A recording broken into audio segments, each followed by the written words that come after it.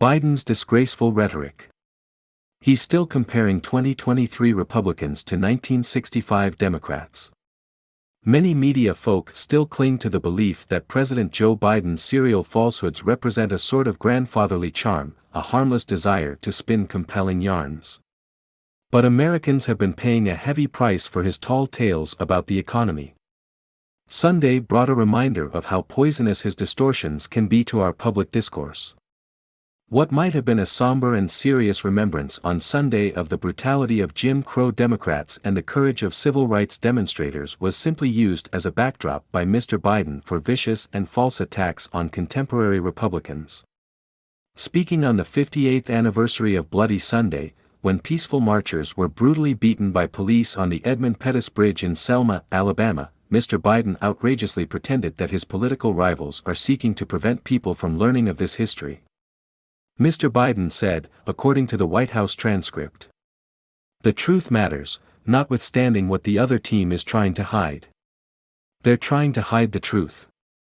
No matter how hard some people try, we can't just choose to learn what we want to know and not what we should know. We should learn everything, the good, the bad, the truth, of who we are as a nation. And everyone should know the truth of Selma."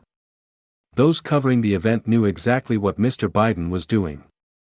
Here's how Katie Rogers described it in the New York Times. During his remarks, Mr. Biden took aim at efforts by Republican politicians, most notably Governor Ron DeSantis of Florida, who is pondering running for president in 2024, to restrict how race-related issues are taught.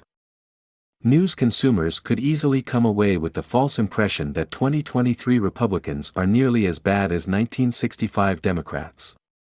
But Governor DeSantis is the one standing up for accurate history, including the teaching of shameful events in the nation's past, and against an effort to replace fact with the contemporary fictions of the radical left.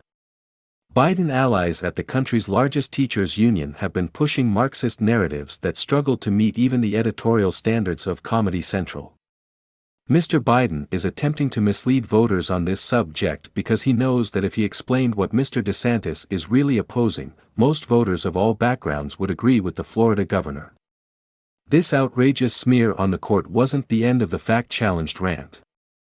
Mr. Biden then went on to attack what he called a wave of anti-voting laws enacted by states since 2020, as if, for example, sensibly requiring a valid ID to vote has anything in common with the bigoted practices enforced by Southern Democrats of the 1960s. Some commentators may see progress in Sunday's remarks given that the president seems to have slightly softened his words compared to the hateful rhetoric on race that he was employing last year. But his continuing portrayal of recent duly enacted laws as a sort of contemporary Jim Crow may be the most destructive of Mr. Biden's falsehoods.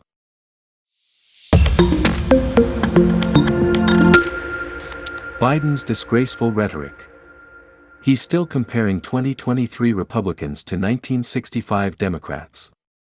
Many media folk still cling to the belief that President Joe Biden's serial falsehoods represent a sort of grandfatherly charm, a harmless desire to spin compelling yarns. But Americans have been paying a heavy price for his tall tales about the economy. Sunday brought a reminder of how poisonous his distortions can be